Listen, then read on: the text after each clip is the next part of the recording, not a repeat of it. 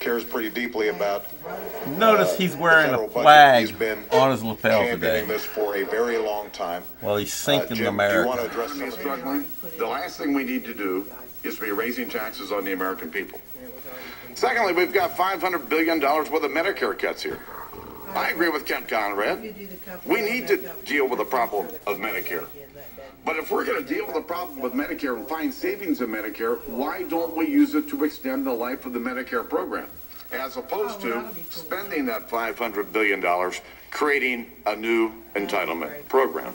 But it's not just, Mr. President, the taxes or the Medicare cuts. You've got the individual mandate in here, which I think is unwise, and I too believe is unconstitutional. You've got an employer mandate in here that says that employers, you've got to provide health insurance to the American people, or you're going to pay this tax. It's going to drive up the cost of employment at a time when we have over 10% or near 10% unemployment in America. And beyond that, a lot of employers are going to look at this and say, well, I'll pay the tax, and they're going to dump their employees into the so-called exchange. Because that, in 5 years, every American is going to have to go to the exchange to get their health care. And who's going to design every health care bill offered in the exchange? Under this bill, the federal government's going to design every single health care bill in America within 5 years. Once this bill, I could go on and on and on. Let me just make one other point. I'll save you.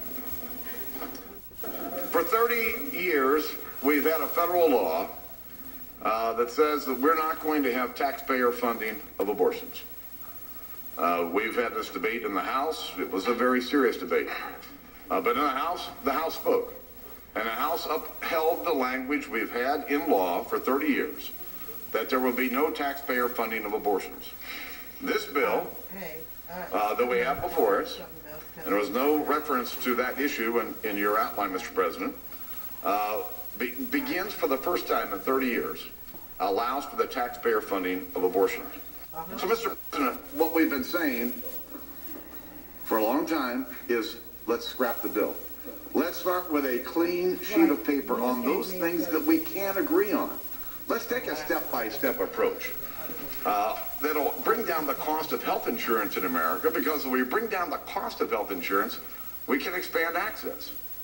Mr. President, I told you the day after, maybe it was the day you were sworn in as president, that I would never say anything outside of the room that I wouldn't say inside the room. I've been patient. I've listened to the debate that's gone on here. But why can't we agree on those insurance reforms that we've talked about? Why can't we come to an agreement on purchasing across state lines? Why can't we do something about the biggest cost driver, which is medical malpractice and the defensive medicine that doctors practice?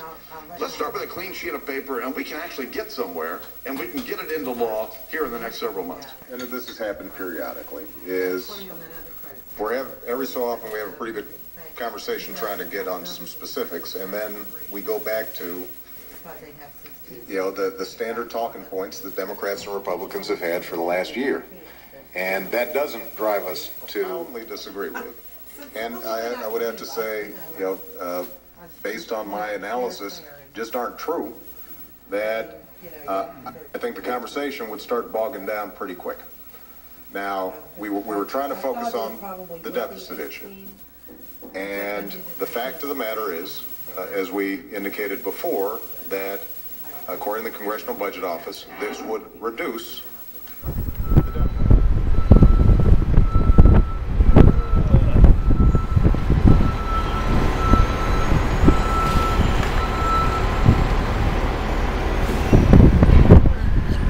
There's David. Woo! Cold enough for you?